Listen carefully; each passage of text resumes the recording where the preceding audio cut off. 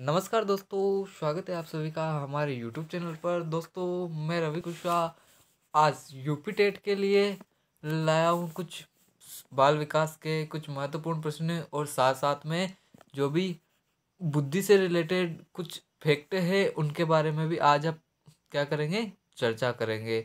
तो आइए चलते हैं हमारे क्वेश्चन की तरफ। तो हमारा पहला जो क्वेश्चन है वह है कि निम्न कक्षाओं में, कौन सी कक्षाओं की बात कर रहे हैं, कि निम्न कक्षाओं में शिक्षण की खेल विधि आधारित है। किसकी? शिक्षण की जो है ये खेल विधि आधारित है शारीरिक शिक्षा कार्यक्रमों के सिद्धांत पर, शिक्षण विधियों के सिद्धांत पर, विकास एवं वृद्धि के मनोवैज्ञानिक सिद्धांत पर, शिक्षण के सामाजिक सिद्धांत पर। तो जो शिक्षण की जो खेल विधि है, पहले तो ये किसने दी थी? ये दी थी हेनरी, किसने दी थी? हेनरी जो कोडवेल, कोडवेल कौन थे? हेनरी कोडवेल कुक ने। किसने दी थी? हेनरी कोडवेल कुक ने, कुक ने ये दी थी। किसने दी थी? हेनरी कोडवेल कुक ने दी थी। अगर हेनरी कोडवेल कुक नहीं मिलता है आपको, तो वहाँ पर आपको ऑप्शन मिलेगा, क्या मिलेगा? प्रोबेल। जी हाँ, कौन मिलेगा? प्रोबेल। इन्होंने बाद में इसको विकसित किया और विकसित किया था। तो ये हो गया हमारा खेल विधि के बारे में। अब जो ये खेल विधि किस पर आधारित है? ये खेल विधि है विकास एवं वृद्धि के मनोवैज्ञानिक सिद्धांत पर। जी हाँ, किसके? विकास एवं वृद्धि के जो मनोवैज्ञानिक सिद्धांत था ये उस पर आधारित थी। तो इसके बाद आगे बढ़ते हैं। डिसलेक्सिया से संबंधित है। जी हाँ, डिसलेक्सिया से संबंधित है। तो डिसलेक्सिया से क्या संबंधित है? डिसलेक्सिया किससे संबंधित है? मानसिक विकार से, गणितीय विकार से, पठन विकार से या व्यवहारिक विकार से? तो पहली बात, डिसलेक्सिया क्या है? एक अधिगम असमता। क्या है? अधिगम असमता, या इसको हम बोल सकते हैं अधिगम असमता, या इसको हम बोल सकते हैं लर्निंग डिसेबिलिटी। तो ये लर्निंग डिसेबिलिटी किस क्षेत्र में है? किस क्षेत्र में है? तो ये जो लर्निंग डिसेबिलिटी है ये पठन विकार के क्षेत्र में। किसके क्षेत्र में? पढ़ने में बालों को क्या होगी? दिक्कत होगी। लिखी हुई जो चीज़ है, क्या जो जैसे ये लिखी हुई चीज़ है उसको समझने में बालों को क्या होगी? परेशानी होगी। तो ये डिसलेक्सिया क्या हो गया? अपना पठन विकार हो गया। और जो ये गणितीय विकार होता है इसको अपन क्या बोलते हैं? डिस्कैलकुलिया। क्या बोलते हैं? डिस्कैलकुलिया। डिस्कैलकुलिया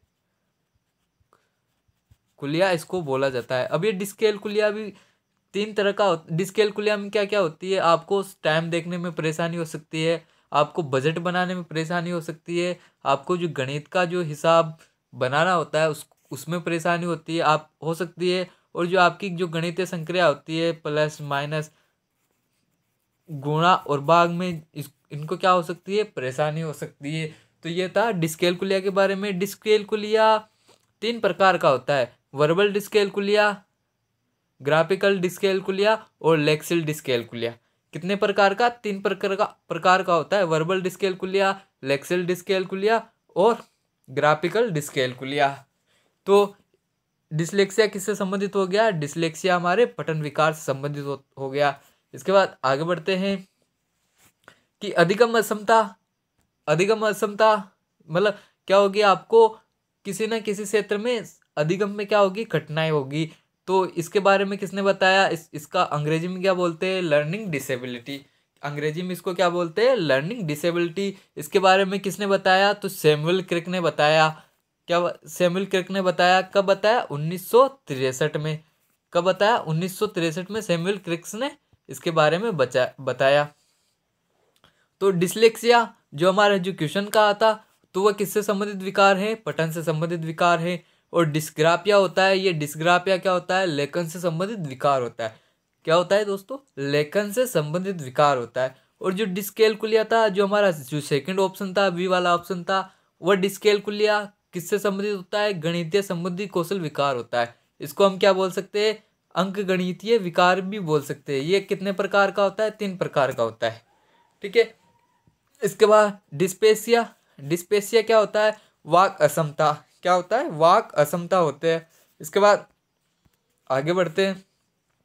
और जो ये हमारा क्या होता है? डिस्प्रेक्सिया। क्या होता है डिस्प्रेक्सिया, ये क्या होता है शारीरिक कौशल संबंधी क्या होता है विकार होता है। या जो हमारे मोटर कौशल होते हैं, क्या होता है मोटर कौशल संबंधी, इसको विकार बोल सकते हैं। इसमें लेखन और चित्रांकन में भी क्या होगी परेशानी होगी। इसके बाद डिस्थीमिया क्या होता है गंभीर तनाव की अवस्था होती है। क्या होती है गंभीर तनाव की अवस्था होती है, आदमी क्या हो जाता है तनाव में आ जाता है। इसके बाद डिस्मोर्फिया शारीरिक कुरूपता, क्या होती है शारीरिक कुरूपता संबंधी विकार होता है। और डिसऑर्थोग्राफिया क्या होता है वर्तनी संबंधी विकार होता है। और एक और विकार होता है बुलिमिया, क्या होता है बुलिमिया। तो बुलिमिया क्या होता है ये इसमें क्या होता है कि व्यक्ति अपने बारे में किससे संबंधित होता है भूख से संबंधित होता है। क्या होता है भूख से संबंधित विकार होता है ये बुलिमिया। इसके बाद आगे बढ़ते हैं कि विशेष रूप से, जी हाँ विशेष रूप से जरूरतमंद बच्चों की शिक्षा का प्रबंध होना चाहिए। दूसरे सामान्य बच्चों के साथ विशेष विद्यालयों में विशेष बच्चों के लिए विकसित विधियों द्वारा विशेष विद्यालयों में विशेष शिक्षकों द्वारा। तो विशेष रूप से जरूरतमंद यानी कि क्या हो गए विशिष्ट बालक हो गए, तो इनके लिए कौन सी शिक्षा का प्रबंध होना चाहिए। तो इनके लिए क्या होना चाहिए कि जो सामान्य बच्चे हैं उनके साथ क्या किया जाए इनको पढ़ाया जाए। ये कौन बोलता है ये बोलता है हमारी समावेशी शिक्षा। कौन बोलता है समावेशी शिक्षा बताता है कि जो विशिष्ट बालक हैं या जरूरतमंद बालक है उनको भी आप क्या करो नियमित विद्यालय में सामान्य बच्चों के साथ क्या करो अध्ययन कराओ। इसके बाद अगले क्वेश्चन की ओर बढ़ते हैं कि अधिगम के प्रक्रम में, जी हाँ अधिगम के प्रक्रम में अभिप्रेरण यानी कि अभिप्रेरणा क्या करती है सीखने वालों की स्मृति तेज बनाता है, पुराने अधिगम से नए अधिगम को विभेदित करता है, एक दिशीय रूप से सोचने में सीखने वालों को प्रस्तुत करता है। मतलब एक दिशा में सोचने के लिए सीखने वालों को क्या करता है प्रस्तुत करता है।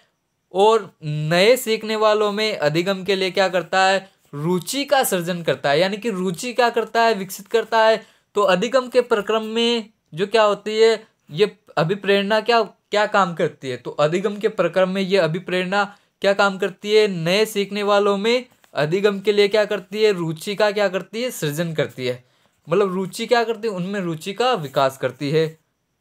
इसके बाद अगला जो क्वेश्चन है अगला क्वेश्चन देखते हैं कि कक्षा 5 के किसके कक्षा 5 के न्यून दृष्टि वाले बच्चों यानी कि इनकी जो इनको देखने में क्या है समस्या है वाले बच्चों को क्या करेंगे निम्न स्तर के कार्य के लिए माप करना उचित है। अच्छा मतलब निम्न स्तर का कार्य उसको क्या कर देंगे माप कर देंगे। उसके बाद दैनिक कार्य में उसके माता पिता तथा मित्रों की सहायता करना चाहिए। जो उसके मित्र होते हैं और उसके जो माता पिता होते हैं उनको उसके कार्यों में सहायता करनी चाहिए। तीसरी बात कक्षा में सामान्य रूप से बर्ताव करना चाहिए और ऑडियो सीडी के जरिए क्या करनी चाहिए सहायता प्रदान करनी चाहिए। ऑडियो सीडी के जरिए क्या करनी चाहिए सहायता प्रदान करनी चाहिए और कक्षा में विशेष बर्ताव करना चाहिए। तो इनमें से क्या अपना आंसर होगा। तो क्या है कि न्यून दृष्टि वाले हैं। तो अभी हमारा जो एक क्वेश्चन आया था कि जरूरतमंद बच्चों के लिए क्या करना चाहिए उन्हें पहले तो सामान्य बर्ताव करना चाहिए। क्या करना चाहिए सामान्य बर्ताव करना चाहिए। और उनको जो कुछ विशेष आवश्यकता है उस जैसे कोई बच्चा अगर देखने में प्रॉब्लम कर रहा है तो आप उसको ऑडियो के जरिए बताओ, ऑडियो सीडी उपलब्ध कराओ। तो कक्षा में क्या करें सामान्य रूप से बर्ताव करना चाहिए और ऑडियो सीडी के जरिए क्या करनी चाहिए उनकी सहायता करनी चाहिए। ये नहीं कि उनको अपन क्या कर ले कि ये तो ऐसा ही है तो इसके लिए हम विशेष व्यवस्था कर देंगे। विशेष व्यवस्था करने की जरूरत नहीं, उसको भी क्या है सामान्य की तरह व्यवहार करने की आवश्यकता है। इसके बाद हमारा अगला क्वेश्चन है। अगला क्वेश्चन क्या मैं आपके लिए जो बुद्धि से संबंधित कुछ महत्वपूर्ण फैक्ट लाया हूँ। क्या बुद्धि से संबंधित क्या लाया हूँ कुछ महत्वपूर्ण फैक्ट। किससे संबंधित बुद्धि से संबंधित कुछ महत्वपूर्ण फैक्ट। जो बुद्धि से संबंधित कुछ महत्वपूर्ण फैक्ट है उसमें है कि बिने साइमन, कौन सा, बिने साइमन बुद्धि परीक्षण। तो ये विनय साइमन बुद्धि परीक्षण के प्रतिपादक कौन है, अल्बर्ट बिने और जो साइमन। कौन, अल्बर्ट बिने और साइमन। कौन थे, अल्बर्ट बिने और साइमन। तो बिने साइमन बुद्धि परीक्षण के प्रतिपादक कौन है, अल्बर्ट बिने और साइमन। इसके बाद अल्बर्ट बिने बुद्धि परीक्षण के जन्मदाता भी इनको माना जाता है। किनको माना जाता है, अल्बर्ट बिने को माना जाता है। किनको माना जाता है, अल्बर्ट बिने को माना जाता है। तो बुद्धि परीक्षण का जन्मदाता किसे माना जाता है, अल्बर्ट बिने को माना जाता है। कब दिया था, 1905 में। कब, 1905 में इन्होंने पहला क्या किया था, बुद्धि परीक्षण किया था। इसके बाद जो एक और इन्होंने कौन सा सिद्धांत दिया बुद्धि के बारे में, कौन सा सिद्धांत दिया, एक खंड बुद्धि का इन्होंने क्या दिया, एक खंड बुद्धि का इन्होंने क्या दिया, सिद्धांत दिया। किसका सिद्धांत दिया, एक खंड बुद्धि का इन्होंने क्या दिया, सिद्धांत दिया। और इसी एक खंड बुद्धि के सिद्धांत को अपन क्या बोलते हैं, बुद्धि का एक कारक सिद्धांत। क्या बोलते हैं, बुद्धि का एक कारक सिद्धांत। और जो हमारे जो जॉनसन थे, एक मनोवैज्ञानिक थे, जिन्होंने एक खंड बुद्धि के सिद्धांत को क्या बोला, निरकुंशवादी बुद्धि। क्योंकि एक ही बुद्धि है, सभी कार्यों पर ये क्या कर रही है, नियंत्रण कर रही है। तो इसका क्या हो गया, बिना कोई अंकुश के क्या कर रही है, ये शासन कर रही है। तो एक ही बुद्धि क्या कर रही है, अपना शासन कर रही है। इसलिए इन्होंने क्या बोल दिया, निरकुंशवाद का सिद्धांत इसे बोल दिया। इसके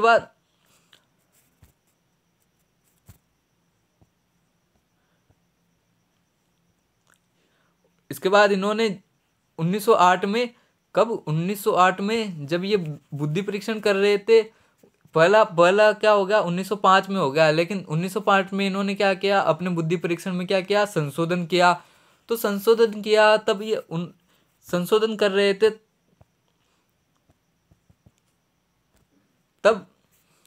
तब क्या हुआ, तब इन्होंने एक नए संप्रदाय का क्या किया, प्रतिपादन किया। वह क्या था, मानसिक आयु। क्या था, मानसिक आयु का इन्होंने क्या किया, प्रतिपादन किया।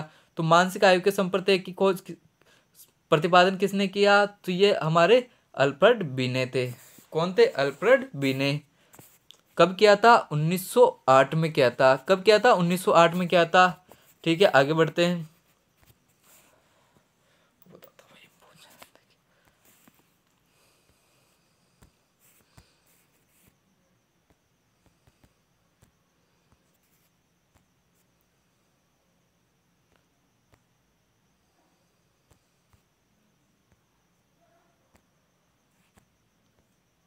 ठीक है,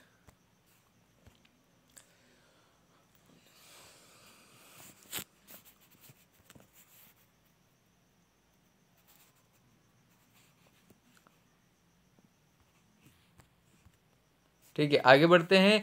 तो अब इसके बाद क्या है, चार्ल्स स्पेयरमैन। कौन, चार्ल्स स्पेयरमैन के बारे में जानते हैं। तो इन्होंने क्या दिया, बुद्धि का जो द्विखंड सिद्धांत दिया। कौन सा सिद्धांत, बुद्धि का जो द्विखंड सिद्धांत दिया, किसने दिया, चार्ल्स स्पेयरमैन ने दिया। इनके अनुसार बुद्धि क्या होती है, दो प्रकार, बुद्धि में कितने तत्व होते हैं, दो तत्व होते हैं। एक तो होता है सामान्य तत्व, जिन्होंने इनको क्या बोला, जनरल फैक्टर। और दूसरा क्या होता है, स्पेसिफिक। दो तत्व होते हैं, जनरल और स्पेसिफिक।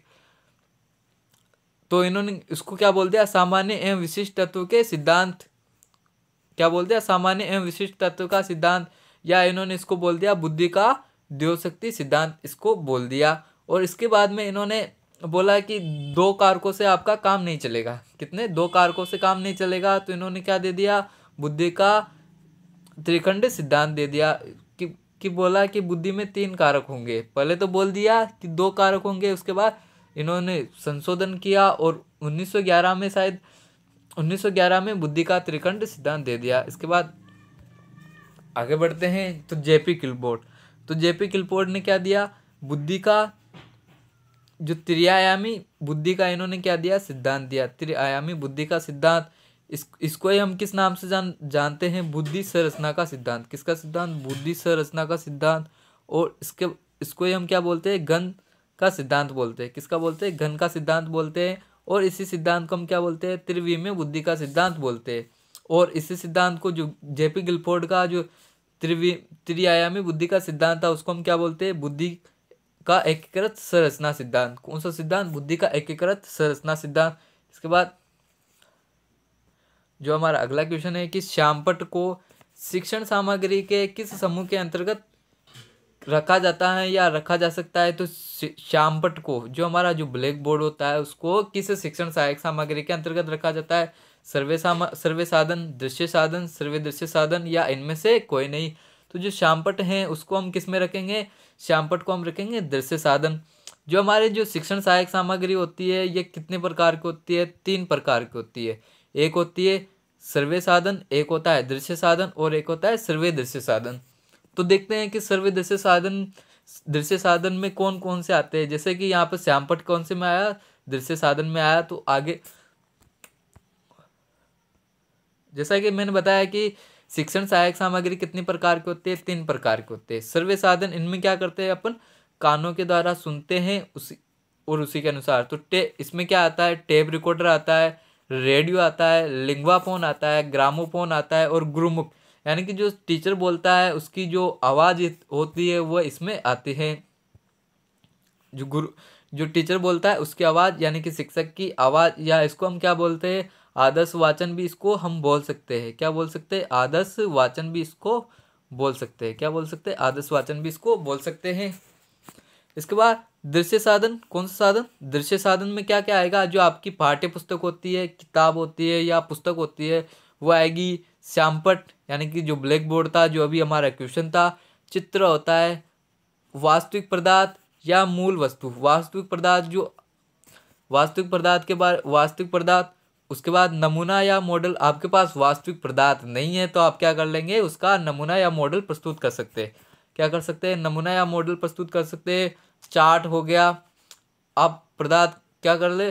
चार्ट बना सकते हैं, पोस्टर बता सकते हैं, और प्लेनर बोर्ड होता है। और साथ ही साथ में क्या होता है? एपिडायस्कोप। क्या होता है? एपिडायस्कोप या चित्र विस्तारक यंत्र होता है। क्या होता है? चित्र विस्तारक यंत्र होता है। इसके बाद जो दृश्य श्रव्य साधन होता है, इसमें अपन क्या कर सकते हैं? देखने के साथ साथ क्या कर सकते हैं? सुन भी सकते हैं। क्या कर सकते हैं? देखने के साथ साथ सुन भी सकते हैं। तो इसमें क्या आएगा? फिल्म या चलचित्र आएगा। क्या आएगा? फिल्म या चलचित्र आएगा। इसमें आएगा स्लाइड प्रोजेक्टर या पीपीटी इसमें आएगी। ओवरहेड प्रोजेक्टर इसमें आएगा। जो हमारा टेलीविजन होता है वो इसमें आएगा। जो नाटक भी क्या होता है? श्रव्य और दृश्य होता है। क्या होता है? श्रव्य और दृश्य होता है। और जो हमारा कंप्यूटर होता है ये भी क्या होता है? श्रव्य दृश्य होता है। तो इसके बाद अगले क्वेश्चन की ओर बढ़ते हैं कि निम्न में से कौन शिक्षण कुशलता से संबंधित है? किससे शिक्षण कुशलता से संबंधित है? श्यामपट्ट पर लिखना, प्रश्न को हल करना, प्रश्न पूछना। तो जो शिक्षण कुशलता से संबंधित है तो श्यामपट्ट पर भी लिखेगा। टीचर क्या करेगा? श्यामपट्ट पर भी लिखेगा। बच्चों से क्या करेगा? प्रश्न पूछेगा और उनको हल बच्चों के द्वारा भी हल करवाएगा। अगर बच्चों को नहीं आता है तो वो क्या करेगा? उनका सॉल्यूशन भी खुद करेगा। तो ये क्या हो गया? शिक्षण कुशलता के अंतर्गत क्या आएगा? श्यामपट्ट पर लिखना, प्रश्न को हल करना, प्रश्न पूछना आदि आता है। ठीक है। इसके बाद अगले क्वेश्चन की ओर बढ़ते हैं। अगला क्वेश्चन है, कक्षा में जो विद्यार्थी प्रश्न पूछते हैं। अब जो कक्षा में कुछ विद्यार्थी होते हैं जो क्या करते हैं? शिक्षक से प्रश्न पूछते हैं और लॉजिकल प्रश्न पूछते हैं। तो उन्हें क्या करना चाहिए? कक्षा के बाद शिक्षक से मिलने की सलाह दी जा सकती है। कक्षा चर्चा में भाग लेने के लिए क्या किया जा सकता है? प्रोत्साहित किया जाना चाहिए। लगातार प्रश्न पूछने के लिए क्या करना चाहिए? प्रोत्साहित करना चाहिए। स्वतंत्र रूप से उत्तर ढूंढने के लिए प्रोत्साहित करना चाहिए। यदि आपकी कक्षा में क्या कर रहे हैं? बालक प्रश्न पूछ रहे हो तो आपको क्या करना चाहिए? उनको लगातार प्रश्न पूछने के लिए प्रोत्साहित करना चाहिए। क्या करना चाहिए? लगातार प्रश्न पूछने के लिए क्या करना चाहिए? प्रोत्साहित करना चाहिए कि आप अच्छे से प्रश्न पूछो, तभी तो उनका क्या होगा? संज्ञानात्मक विकास अच्छे से होगा।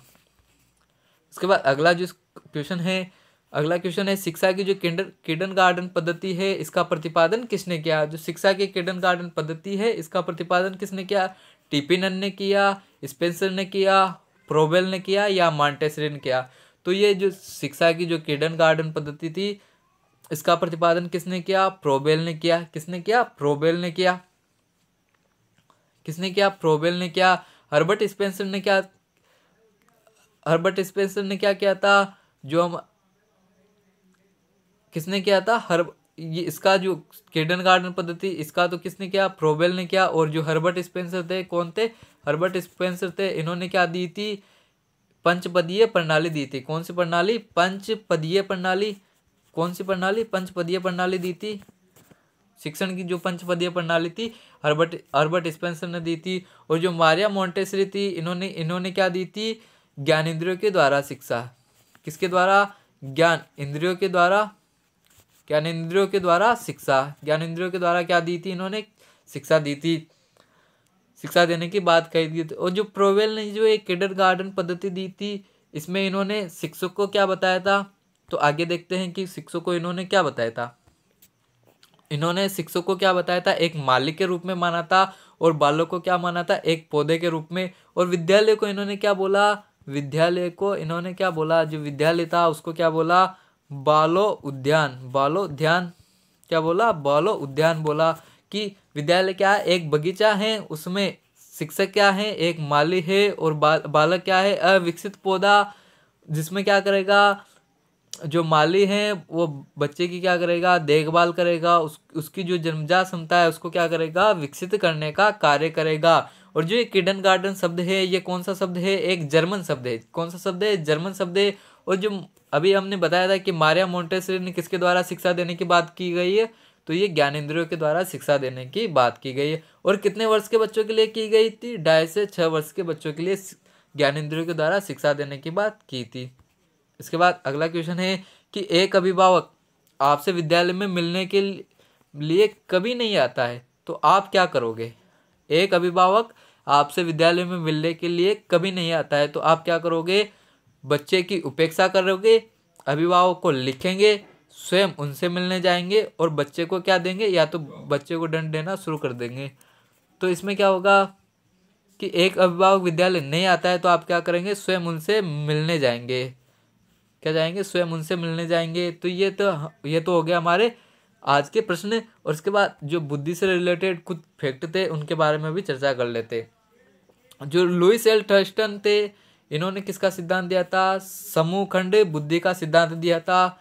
किसका सिद्धांत दिया था, समूह खंड बुद्धि का सिद्धांत दिया था। प्राथमिक मानसिक योग्यताओं का सिद्धांत इन्होंने दिया था। तो समूह खंड सिद्धांत, या इसको हम क्या बोल सकते हैं, PMA, प्राइमरी मेंटल एबिलिटी, इसको तो इनको क्या बोलते हैं, प्राथमिक मानसिक योग्यता का सिद्धांत इन्होंने दिया था। और जो ये युग्म तुलनात्मक निर्णय विधि थी, कौन सी, युग्म तुलनात्मक निर्णय विधि थी, इसका प्रतिपादन भी इन्होंने किया था। किसने किया था, लुईस एल थर्स्टन ने। क्रमबद्ध अंतराल विधि का प्रतिपादन भी किसने किया था, इन्होंने किया था। समदृष्टि अंतराल विधि के प्रतिपादक भी कौन है, थर्स्टन है। और इनके कोई साथी थे, चेव। तो क्या हो गया, समूह खंड बुद्धि का सिद्धांत लुईस थर्स्टन ने। प्राथमिक मानसिक योग्यता का सिद्धांत भी क्या दिया, किसने दिया था, थर्स्टन ने दिया था। युग्म तुलनात्मक निर्णय विधि का प्रतिपादन भी किसने किया, थर्स्टन ने किया। और क्रमबद्ध अंतराल विधि का प्रतिपादन भी किसने किया, थर्स्टन ने किया। और समदृष्टि अंतराल विधि के जो प्रतिपादक थे वो भी कौन थे, थर्स्टन और चेव थे। इसके बाद कुछ अगला और फैक्ट है कि जो पदानुक्रमिक या क्रमिक महत्व बुद्धि का सिद्धांत किसने दिया था, ब्रट और वर्नो ने दिया था। किसने दिया था, ब्रट और वर्नो ने दिया था। और जो आरबी कैटल थे, कौन, आरबी कैटल ने किसका सिद्धांत दिया था, तरल और ठोस बुद्धि का सिद्धांत। किसका सिद्धांत, तरल और ठोस बुद्धि का सिद्धांत दिया था।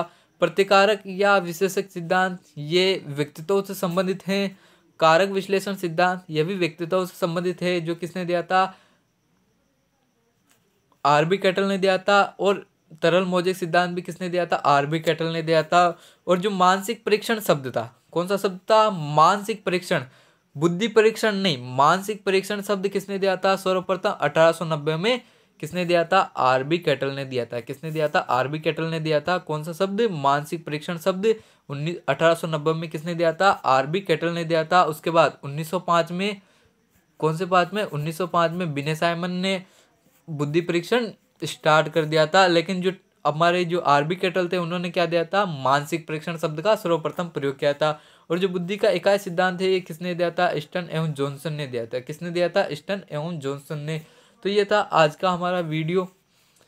आपको वीडियो कैसा लगा इसके बारे में कमेंट बॉक्स में ज़रूर बताइए। और अगर आप चैनल पर नए हो तो हमारे चैनल को क्या कीजिए, सब्सक्राइब कीजिए, इसे लाइक कीजिए, शेयर कीजिए। Thank you.